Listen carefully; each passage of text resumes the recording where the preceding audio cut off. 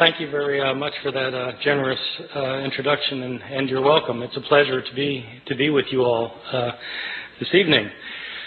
So, as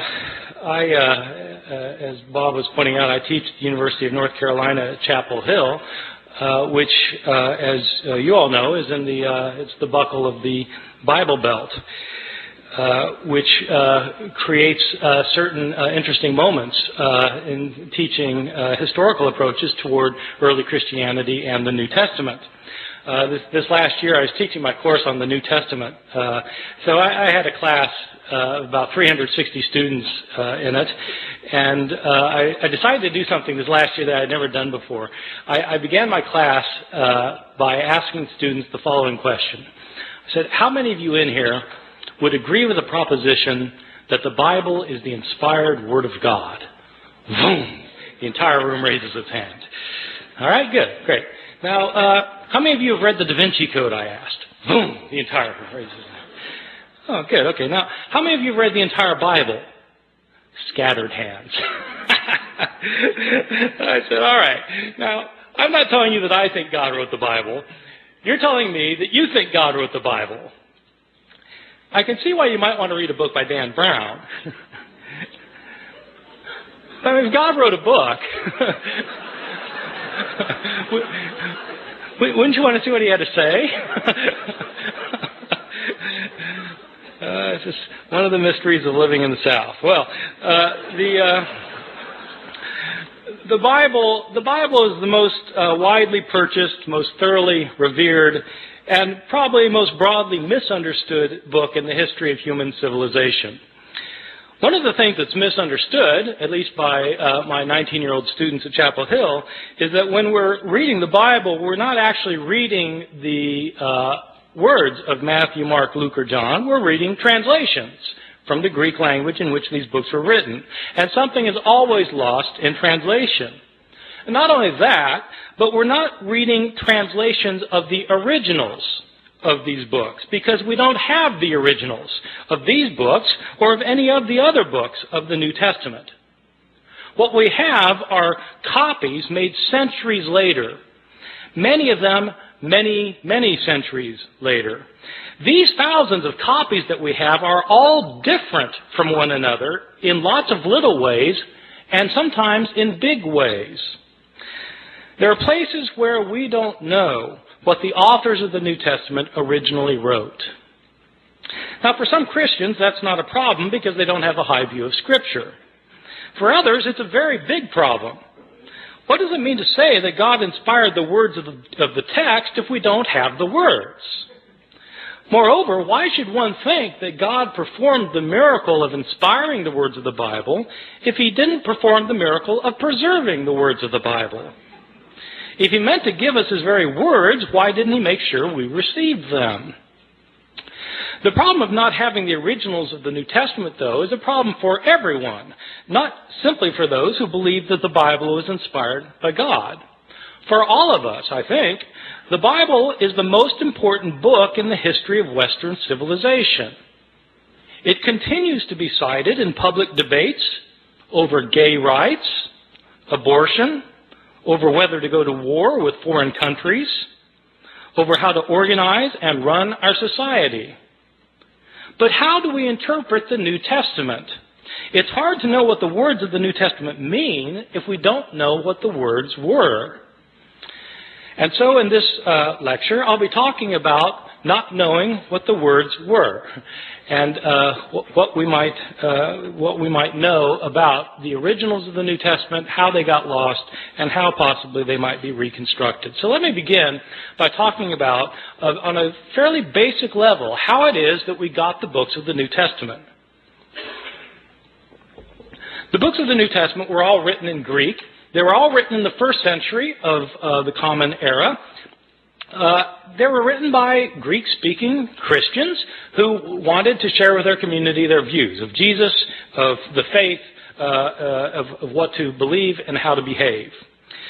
So an author like Mark, the author of our first gospel, sat down and wrote out one day his gospel about Jesus. Now, we don't know where Mark actually lived. Some scholars have thought that Mark maybe lived in Rome. So let's say he lived in Rome. Mark writes his book. Well, how does this book get into circulation? The problem is we're dealing with an age in which there were no Xerox machines. There wasn't desktop publishing yet, no PDF files. In fact, there wasn't carbon paper. How did people get copies of books? Well, in the ancient world, the only way to get a copy of a book was to copy it by hand. One page, one sentence, one word, one letter at a time. Mark makes his book, and somebody in his community wants another copy of it. And so that person either makes a copy himself or has somebody else make a copy for him. Now, part of the problem is that in the ancient world, at this time period in the Roman Empire, probably something like 90% of the population was illiterate, couldn't read or write. So not anybody could just make a copy. And most people who could write couldn't write very well. And so somebody makes a copy. We don't know who it was who made the first copy. We don't know if this person was competent or incompetent, but he made a copy. And probably, if he made a copy of this book by hand, one page, one sentence, one word, one letter at a time, he made mistakes. Now, my students sometimes have difficulty believing that people make mistakes when they copy things by hand. And so I tell them, well, you sit down tonight and copy the Gospel of Mark and see how you do. Well, in fact, they'll make mistakes. Now, here we have a problem created, because we have the second copy of Mark that is also put in circulation, and somebody wants a copy of Mark, and so they copy the copy. But the copy has mistakes in it. And so the next person who copies it copies the mistakes, thinking that they're the original wording. And the second person also makes mistakes of his own. And so he not only reproduces the mistakes of his predecessor, he introduces his own mistakes. And then another person comes along and copies that copy, making the mistakes of both of his predecessors and creating mistakes of his own. And then that book gets put in. And pretty soon you've got copies around the city of Rome that are all different from one another. Now, a visitor comes to Rome from Ephesus, and they have a church back in Ephesus too, and they want a copy of this gospel, and so he takes his copy, makes a copy, takes it back to Ephesus. And then that copy gets copied, and that copy gets copied, and that copy gets copied. Then somebody comes from Smyrna, and they want a copy. And so it goes for year after year after year. We don't have a copy of Mark until around the year 200. About 150 years after Mark was originally written. So not only do we not have the originals, we don't have the first copies, or the copies of the copies of the copies of the copies of the copies of the copies, etc., etc. Mistakes were made en route, and these mistakes were replicated. Now, the only way a mistake gets corrected is if you're copying a copy of Mark, and you come across a sentence that you're pretty sure is wrong because it doesn't make sense, and you try and correct it. And so you correct it to say something other than what it says. The problem is there's no guarantee that you will correct the mistake correctly. Right? You might correct the mistake incorrectly, in which case you've got three forms of the text. The original text, the mistake, and the mistaken correction of the mistake. And so it goes on. For year after year, decade after decade. The originals end up getting lost. They get lost. They're either worn out of existence, or people figure, well, we don't need this. I've got a brand new copy of it, and so they throw it away. And all of the books of the New Testament, all 27 books, experience the same fate. And so that is the situation we're dealing with. This is not a situation that's unique to the New Testament. This is a situation that we find for every book from the ancient world. Every ancient book has this problem. The problem is exacerbated with the New Testament simply because the New Testament has come to be revered as Scripture, and also because, as it turns out, we have more copies of the New Testament than of any other book from the ancient world. That would seem like a good thing, but it also means that we have more mistakes for the New Testament than for any other book. And so the abundance of evidence we have creates an abundance of problems. Let me talk about the surviving copies that we do have. First, give you a sense of the numbers of books that we're talking about. New Testament was originally written in Greek, and at last count we had over 5,700 copies of the New Testament in the Greek language in which it was originally written. Now, when I say we have 5,700 copies, I don't mean that we have complete copies of all the books from beginning to end. What I mean is we have either complete copies or fragmentary copies. Some of these fragmentary copies are very small, little fragments found in trash heaps in Egypt, where the rest of the book was destroyed, and we just have a little scrap. So we have from little scraps to enormous tomes that are in medieval libraries. We have 5,700 copies in Greek, and we have copies in other languages, because as Christianity spread throughout the Roman Empire, people translated the New Testament into other languages, such as Latin. We have something like 10,000 copies of the Bible in the New Testament in Latin, in Coptic, the ancient Egyptian language, in Syriac, in Georgian, in Armenian, in Old Church Slavonic, etc., etc. We have all sorts of copies in all sorts of languages. These copies can be compared with one another. And when you compare these copies with one another, there are lots of mistakes in them, because no two of these copies are exactly alike in their wording. How old are these copies that we have? Well, the oldest copy that we have of any book of the New Testament is actually a little fragment that was discovered in Egypt. This fragment is about the size of a credit card, and it's written on both front and back. That's significant, by the way, that it's written on both front and back, because it tells you that this copy actually came from a book. Like we have books today where you've got pages written on front and back, as opposed to a scroll. Christians early on preferred writing their scriptures in books rather than in scrolls. That made these books different from other books throughout the Roman world. This little credit card-sized scrap that we have is called P52. It's called P52 because it's written on papyrus. So papyrus is an ancient writing material, and it's called P52 because it was the 52nd papyrus that was discovered and categorized, classified, cataloged. So this little scrap has a few lines on it from John chapter 18. It's the passage where Jesus is talking to Pontius Pilate in his trial before Pilate, where Pilate says, "What is truth? What is truth?" That line. So that's that. It's written on, and it's written both front and back. Now the thing is, if you have a little scrap like that, and it's written on the front and the back, and you know what passage it comes from, then you can actually do some interesting things, because you can figure out, even though you don't have a complete line on this page, you can figure out where this thing was on the page. And if you've got, if you do it right, if you figure out, if you've got it one margin, you can figure out how many letters were in each line, and you can figure out how many lines must have been on the page in order to get from this part to that part. See what I'm saying? So you can actually reconstruct how long the page was, and then you can calculate how many pages were in this manuscript, because how many pages would it take with this many letters in it to create the Gospel of John. And so this one scrap can tell you how long the manuscript was. So there are people who do this for a living, so it turns out.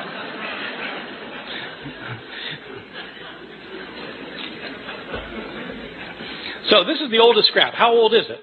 This scrap, P52, is usually dated to the first half of the 2nd century. The way they date ancient manuscripts is actually on the basis of a handwriting analysis. The science of this is called paleography. Paleo meaning ancient, graphy meaning writing, ancient writing. So the study of ancient writing is called paleography, and there are scholars who are paleographers who can date manuscripts within about 50 years of their production. The way the science works is that handwriting in the ancient world, before there was the invention of printing, changed slowly over time. So people made letters in certain distinctive ways depending on when they lived. And so if you are familiar with how handwriting was in different periods of history, then you can determine when a manuscript was written. That's the science of paleography. And a good paleographer can get within about 50 years.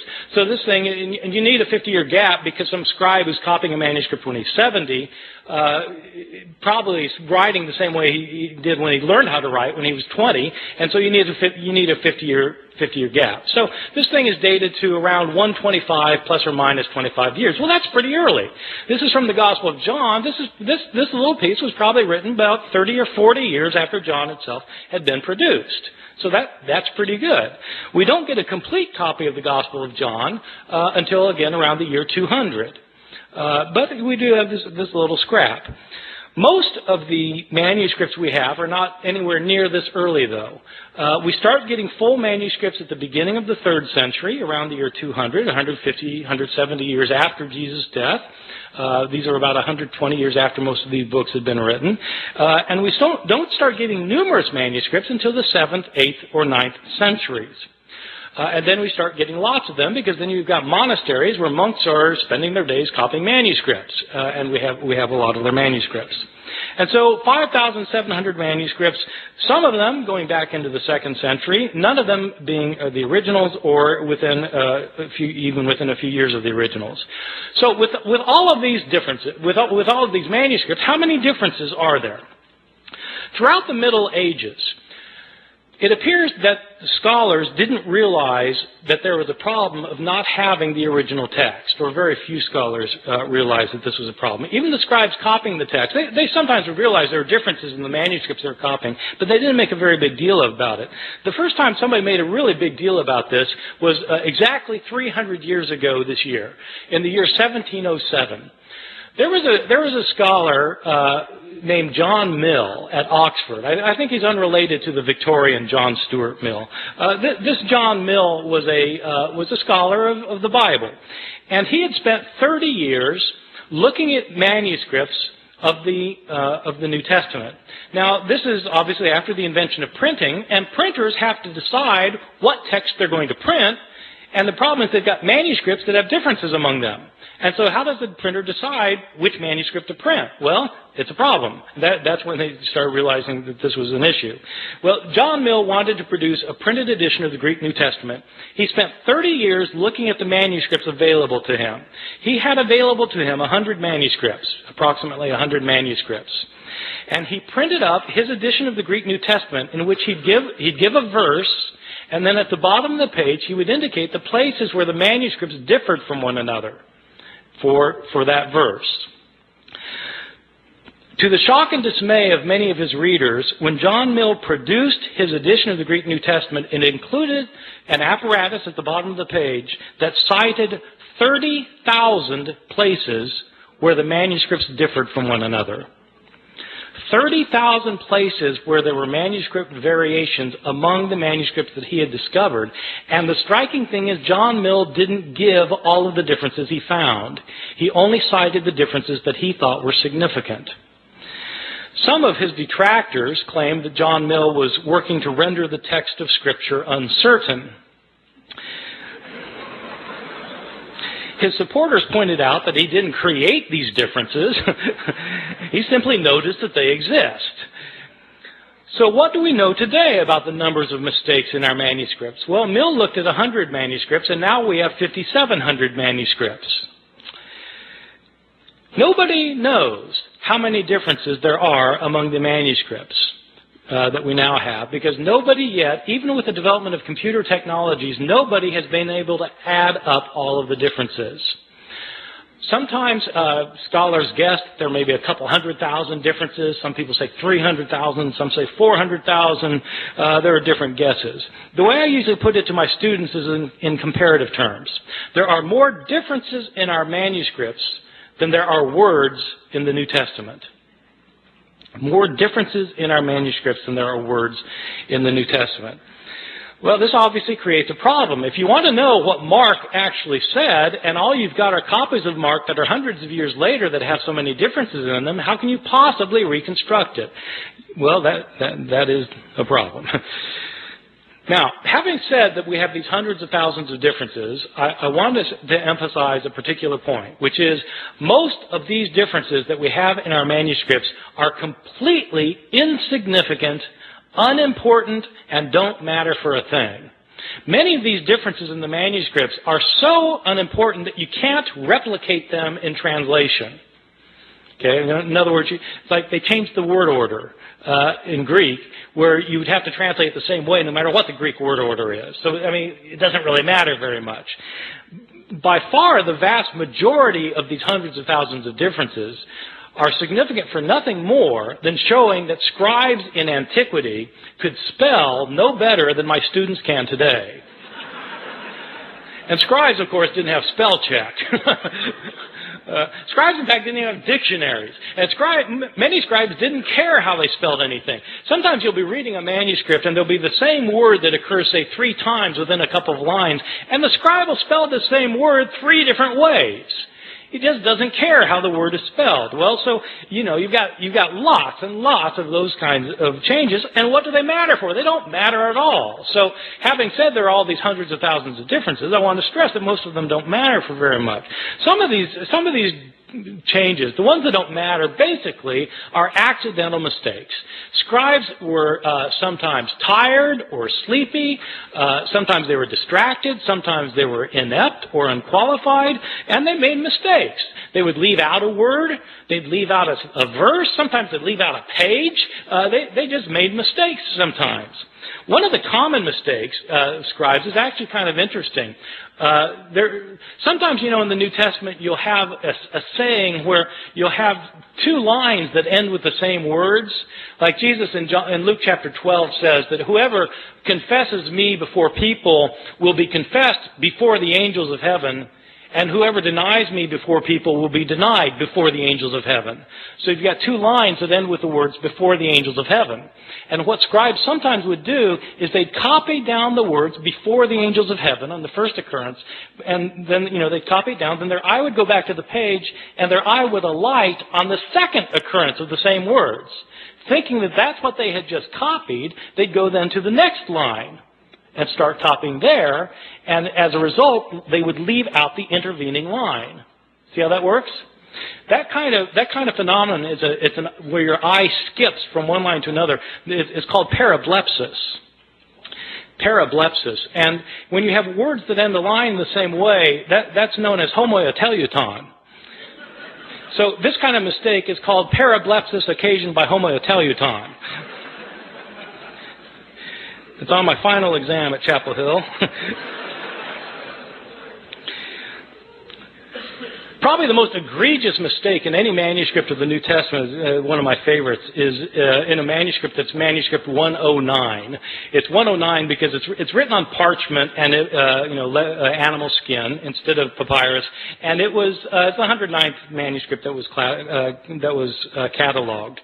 This is a 10th century manuscript that was written by a scribe who wasn't paying attention, and this scribe was copying the Gospel of Luke. Now, the Gospel of Luke is one of the 2 Gospels in the New Testament that has a genealogy of Jesus. Genealogies usually aren't the favorite reading of my students at Chapel Hill. And I think probably it wasn't the favorite reading of this guy because he wasn't really paying attention to what he was doing. But, in Luke's genealogy is actually fairly interesting because in Matthew's the other gospel that gives the genealogy of Jesus, and it traces Jesus' line all the way back to Abraham, the father of the Jews, in Matthew. Luke doesn't stop there. Luke keeps going. Luke traces Jesus' genealogy all the way back to Adam, as in Adam and Eve. This is a fantastic genealogy. I've got an aunt who's a genealogist who's traced my family, back to the Mayflower. The Mayflower, Adam and Eve. so it's, Jesus is supposedly the son of Joseph, who's the son of so-and-so, the son of so-and-so, the son of so-and-so, who's the son of David, son of Jesse, son of so-and-so. It goes all the way back. Isaac, son of Abraham, back to, Seth, son of Adam, who's the son of God. Okay, this genealogy. It goes all the way back. So, the scribe of manuscript 109 is copying a manuscript that evidently gave the genealogy in 2 columns. 2 columns. But the second column didn't go to the bottom of the page. It only went part way down, the second column. So the first column, second column, part way down. And the scribe apparently didn't realize that this genealogy was in 2 columns. And so he copied across the columns instead of copying one column then the other column, leading to some very interesting results. As it turns out, Adam isn't the first human being. There was a man named Phares, who's the father of the human race, and as it turns out, God is the son of Aram. So it happens. These kinds of mistakes are just pure accidental mistakes that, scribes messed up in places. There are other kinds of mistakes that are what I think are probably intentional mistakes. I differentiate between accidental mistakes where scribes just slip up and intentional mistakes where it looks like scribes are actually trying to change the text. Now, I don't know for sure that scribes are trying to change the text. I don't have any scribes around to interrogate about the matter. But there are some changes that don't look like they could possibly simply be a slip of the pen. And there are others that are debatable, whether they were a slip of the pen or not. But let me give you a couple of examples, and you'll see that some things look like scribes maybe wanted to change the text. I'll give you a couple for instances. In Mark chapter 1, the Gospel of Mark, we read at the very beginning that we read, as was written in Isaiah the prophet, behold, I send my messenger before your face to prepare your way for you. Okay, this is in Isaiah the prophet, behold, I send my messenger before you. This is a very interesting passage because the passage that's quoted is not Isaiah. When it says in Isaiah the prophet and then gives the quotation, the passage quoted is actually Exodus. So it's interesting that in the later manuscripts of Mark's Gospel, the text is changed. Not this, so that it no longer says in Isaiah, as is written in Isaiah the prophet. Now it says, as is written in the prophets. You see, getting rid of the problem that in fact this isn't a quotation from Isaiah. Right? See, so maybe that's a slip of the pen, but it looks to me like somebody saw that this could be taken as a mistake, and they changed it as a result. Or give you a second example. In Luke's Gospel, chapter 2, we have the only story of Jesus as a boy in the New Testament. Jesus is a 12-year-old, and we're told that he and his family have taken a trip to Jerusalem to celebrate a festival, probably the Passover festival. It is a peculiar story because they celebrate this festival, and then the family goes back in the caravan back home, and 3 days later they realize Jesus isn't with them. I mean, you might think they would have checked ahead of time, but he's not there, and so they go back to Jerusalem to try and find him, and on the third day his mother finds him in the temple. And this isn't an accident, by the way, that it's on the third day, right? This is a foreshadowing for Luke of what's going to happen at the resurrection narrative, where on the third day Jesus will rise from the dead. Well, so on the third day, his mother finds him in the temple, and there's 12-year-old Jesus talking to the leaders of the Jews and discussing with them matters of the law. And Mary is not pleased, and she sees Jesus finally after tracking him down for 3 days, and she says, "Son, why have you done this? Your father and I have been looking all over for you." Now, when scribes copied this, they were taken aback. Your father and I? But Joseph wasn't his father, right? Jesus was born of a virgin. So it doesn't make sense for Mary to say, your father and I have been looking all over for you. And so there are changes in the manuscripts. Some manuscripts simply say, Joseph and I have been looking all over for you. Some manuscripts say, we have been looking all over for you. But somebody's changing the text because it could be read as a problem. And so they got rid of the problem. I'll give you a third example. This example is in one of Jesus' discourses in the New Testament, in Matthew chapter 24, in which Jesus is talking about what's going to happen at the end of time. This passage actually was very important. I feel a tangent coming on here, by the way. This passage was very important when I moved to Chapel Hill in 1988. Bob, you had been gone for a year at this time. In 1988, there was a big furor in North Carolina. There were Christian groups who thought that the end of the world was going to happen in 1988. That Jesus was going to come back and take everybody out of the world who were his followers. That's the rapture, right? When the rapture, and Jesus comes back, takes people out of the world, and then all hell breaks out on earth for 7 years, and then the end comes, right? So there was a guy who had written a book based on this passage I'm going to talk about in a second. A guy had written this book that was called 88 Reasons Why the Rapture Will Occur in 1988. This book was in 2 million copies. I had students whose parents believed it and literally sold the farm. They thought that Jesus was going to come back in 1988. And so I just showed up in North Carolina kind of blissfully ignorant of these things. And, I moved from New Jersey where such things we're not worried about. And but this guy named Edgar Whisenant, he was a NASA engineer who had studied the Bible and come up with 88 reasons why the rapture is going to occur in 1988. And one of the reasons involves this passage I'm going to talk about. Jesus tells this the disciples want to know, when's the end going to come? And Jesus tells them, learn the parable of the fig tree. When the fig tree puts forth its leaves, you know that summer is near. So too, when these things take place, you know that the end is near. Truly I tell you, this generation will not pass away before all these things take place. So Edgar Whisenant, this is one of Edgar Whisenant's 88 reasons. So the way it works is this. What is Israel in the Bible? Israel is sometimes represented as a fig tree. Well, when the fig tree puts forth its leaves, you know that the end is near. Well, okay, so if the fig tree is Israel, when does the fig tree put forth its leaves? Well, the fig tree lies dormant over the winter, and then when springtime comes, it comes back to life. When does Israel come back to life? 1948. That's when Israel comes back to life, becomes a nation again. Truly I tell you, this generation will not pass away before all these things take place. How long is a generation in the Bible? 40 years. 1948 plus 40, bingo, 1988.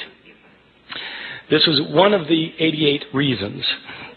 Now, somebody pointed out to Edgar Whisenant that Jesus in the same passage points out that no one knows the day or the hour when the end will come. When Whisenant had said that it was going to come during the week of Rosh Hashanah in September. And so they said, but Jesus says no one knows the day or the hour. And Whisenant was completely unfazed. He said, I don't know the day or the hour. I just know the week.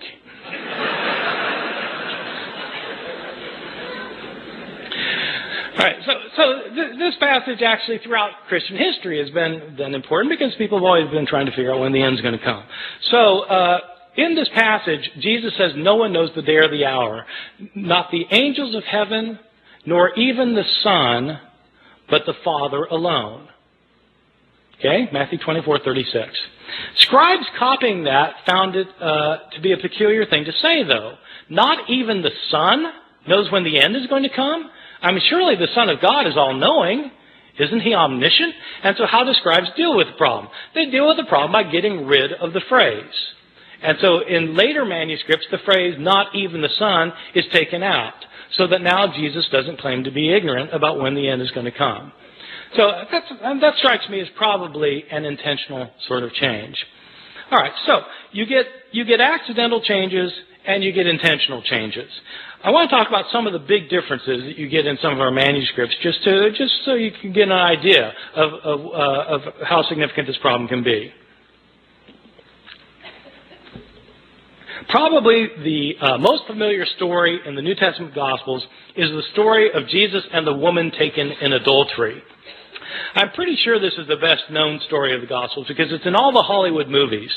I mean, if you do a movie about Jesus, you've got to have Jesus and the woman taken in adultery. It's so much a requirement that even Mel Gibson, who The Passion of the Christ, which is about Jesus' last hours, has to get this in, and so he has a flashback showing this scene of Jesus and the woman taken in adultery. So the way the story works, it's found only in the Gospel of John, chapter 7 and 8. And Jesus is teaching the temple, and the Jewish leaders they drag this woman in front of him, and they say, she's been caught in the act of adultery. The law of Moses says we're to stone someone like this. What do you say? See, this is setting a trap for Jesus, because if Jesus says, well, yeah, stone her, then he's violating his teachings of love and mercy. But if he says, no, forgive her, then he's breaking the law of Moses. So what's it going to be? Well, Jesus has his way of kind of getting out of these traps, as you know, if you read the New Testament. So what he does in this case is he stoops down and he starts writing on the ground. And he looks up and he says, let the one without sin among you be the first to cast a stone at her. stoops back down, starts writing again. And one by one, feeling guilt of their own sins, they begin to leave until Jesus looks up again and there's no one left. And he says to the woman, "Is there no one left to condemn you?" And she says, "No, Lord, no one." Jesus replies, "Neither do I condemn you. Go and sin no more." There is a textual variant in a now lost manuscript, which when Jesus about this line about when he says, "Let the one without sin among you be the first to cast a stone at her." In this one textual variant, it indicates that a stone comes flying out from the crowd, nails the woman in the head, and Jesus says, "Mom, sometimes you really tick me off."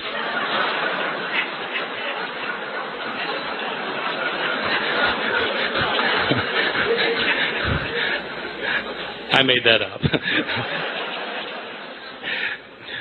This story, this beautiful story, this powerful story, which has two terrific lines from Jesus in it, this story was not originally in the Gospel of John. This is a story that was added to the Gospel of John by later scribes. How do I know that?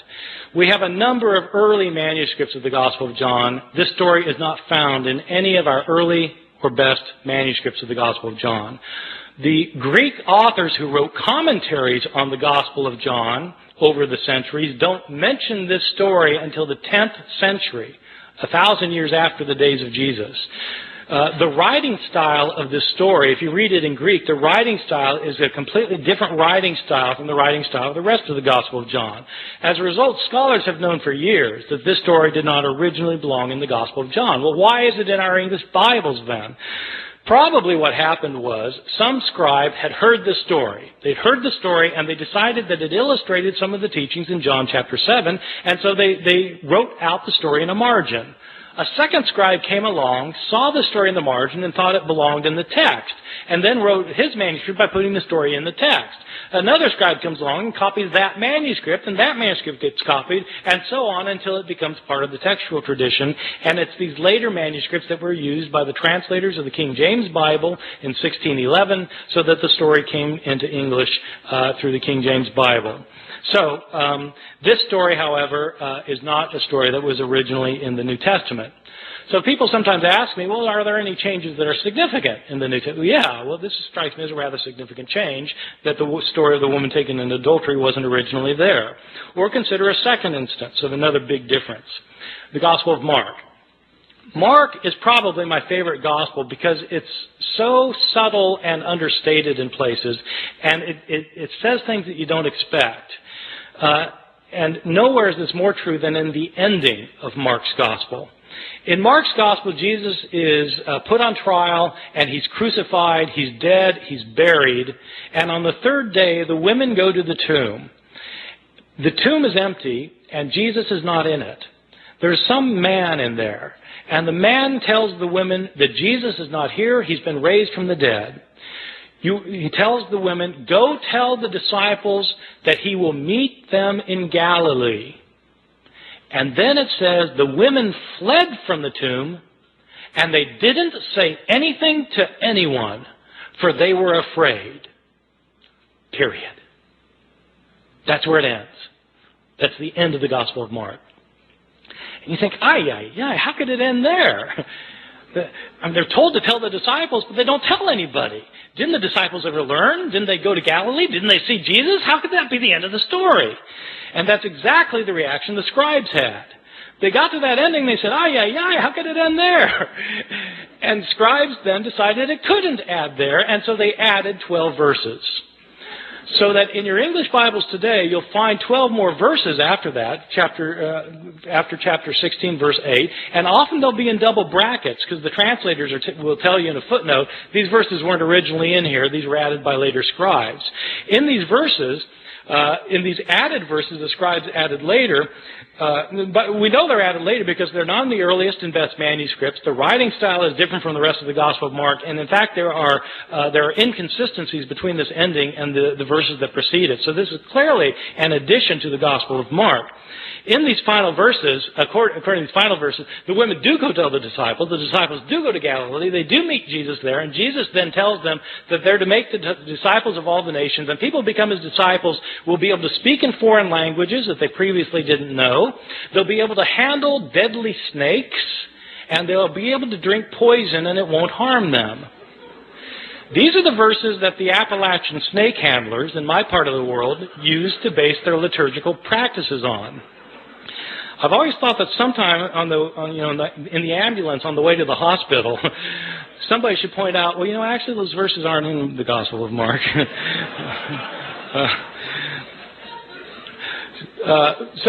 Mark actually ends with the women not saying anything to anyone, for they were afraid. Somebody added the last 12. Well, let me give you a couple more examples of some differences that strike me as big. One that I think is really quite interesting that scholars debate. The first two I gave you, scholars don't debate very much. Almost everybody agrees that they weren't originally there. But there's an interesting change in another story in Mark that there's a lot of debate about among scholars. It's the story in Mark chapter 1 where Jesus heals a leper. And the way the story works is that Jesus is walking along, and a leper comes up to him, and the leper says to him, this is this guy with leprosy, and he comes up to him and he says, Lord, if you're willing, you're able to cleanse me. And in most manuscripts it says that Jesus felt compassion for the man, and he reached out his hand and he said, I am willing, and he healed him. But in several ancient manuscripts it says something different.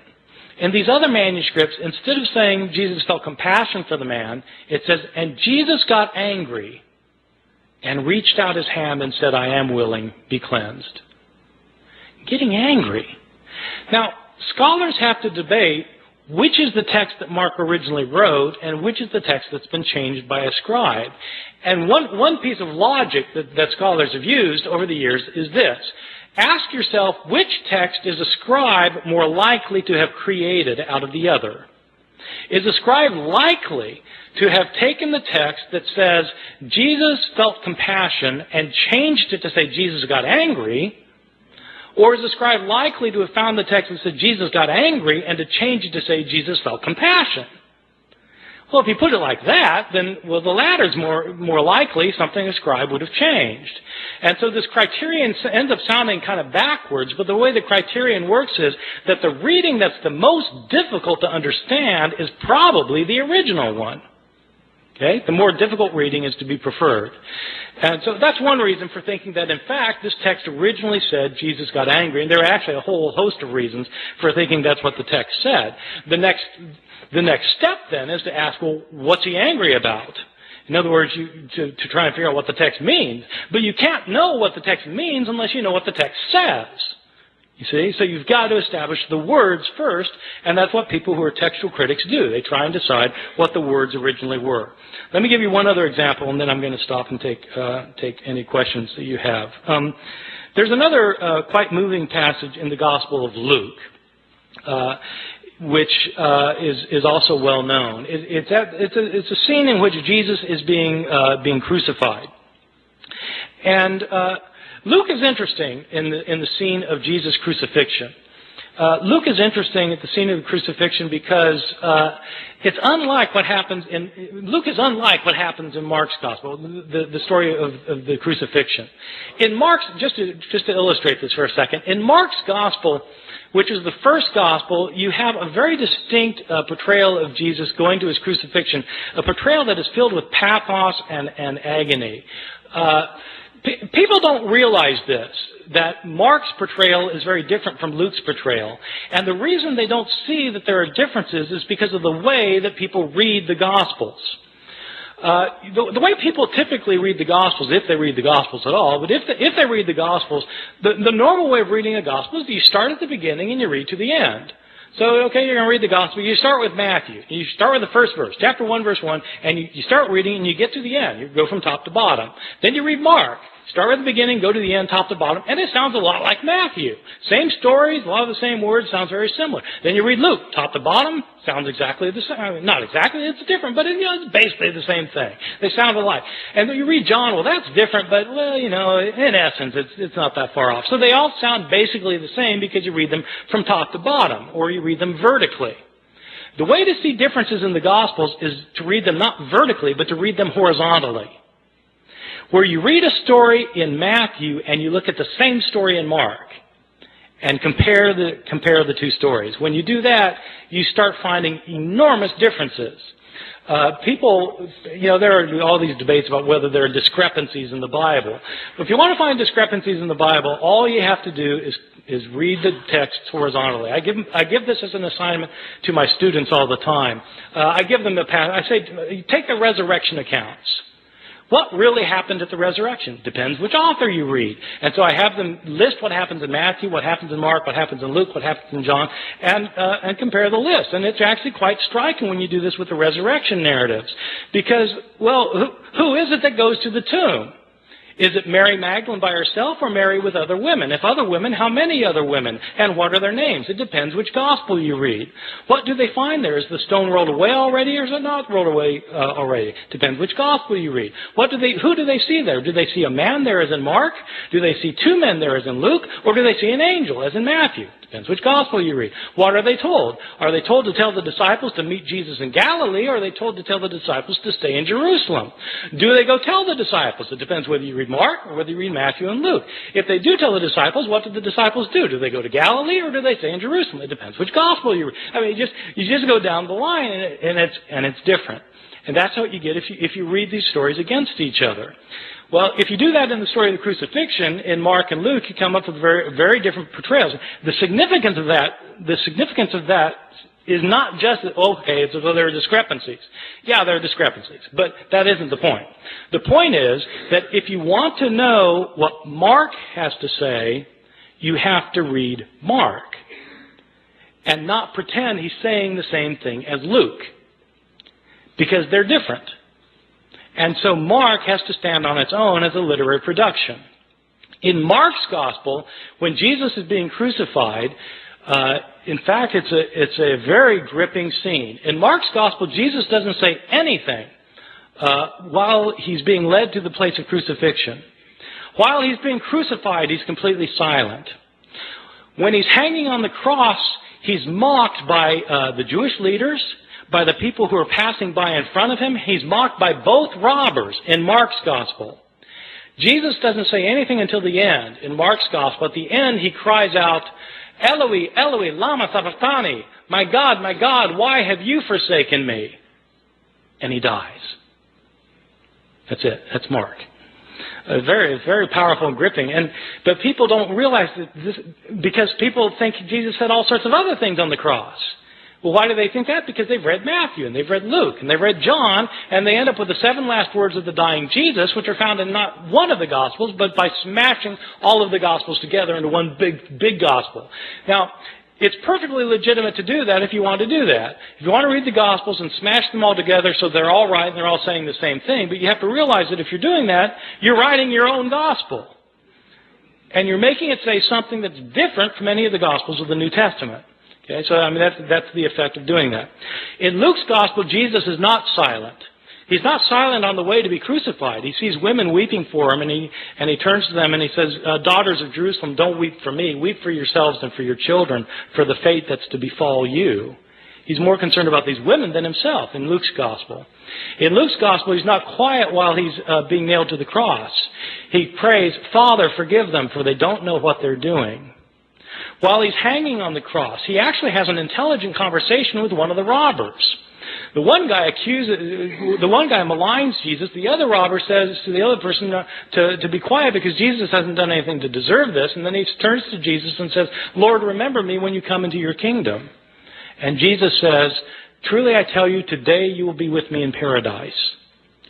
Jesus knows exactly what's happening to him in Luke's gospel. Not in Mark, but in Luke he knows exactly what's happening to him. He knows what's going to happen to him after it happens to him. He's going to wake up in paradise and this guy's going to be next to him. And at the end, the most telling thing of all is that Jesus, instead of crying out, my God, why have you forsaken me? He doesn't say that in Luke. What he says is, Father, into your hands I commend my spirit. And he dies. In Luke's gospel, Jesus is completely in control of the situation. He knows what's going on. He knows why it's going on, unlike Mark, where he seems to be in doubt. This verse about Father, forgive them, for they don't know what they're doing, is a very interesting verse. In early Christianity, this verse was interpreted not as a prayer of forgiveness for the Romans who were crucifying him. It was interpreted as a prayer for the Jews who had turn Jesus over to the authorities. Jesus is asking for forgiveness for the Jewish people in the interpretation of the early Christian interpreters of the passage.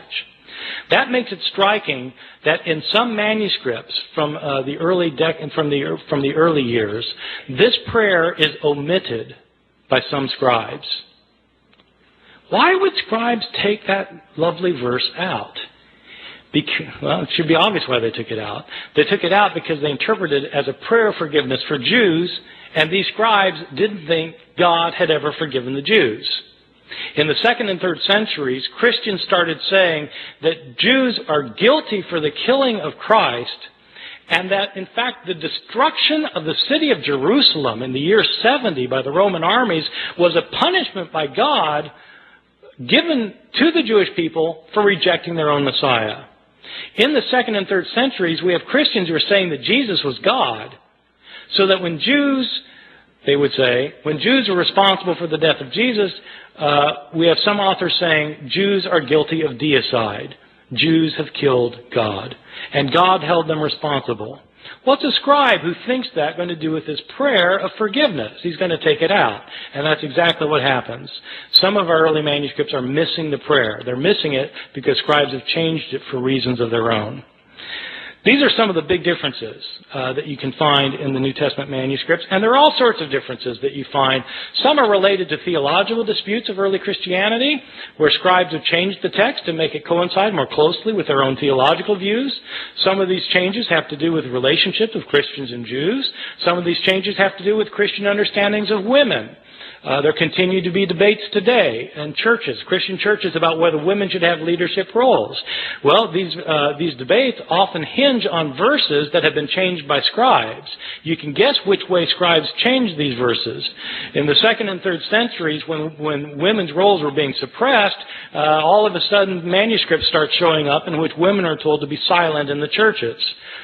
This is the sort of change that scribes made. The textual critic is somebody who tries to deal with this phenomenon of manuscripts that have so many changes in them. There are actually two things that a textual critic does. One thing that is, of course, primary importance is to figure out what an author actually wrote. Because you can't interpret an author, whether you're talking about Plato or Aristophanes or Homer or Mark or Matthew or Luke or John. You can't interpret what an author said unless you can't interpret what he said unless you know what he said. You've got to have his words, and so textual critics try to reconstruct to the best of their ability what an author actually wrote. A textual critic also, though, is interested in knowing why the text got changed. Why did scribes change the text? I mean, it's interesting to see that sometimes they fell asleep, but beyond that, what kind of theological motivations were there for changing the text? What kind of ideological influence were affecting these scribes? When we know more of that kind of information, we're better able to understand both the scribes and their own historical context as people living in the early centuries, especially the early centuries, a time period about which we have very little information about Christianity otherwise. Thank you very much.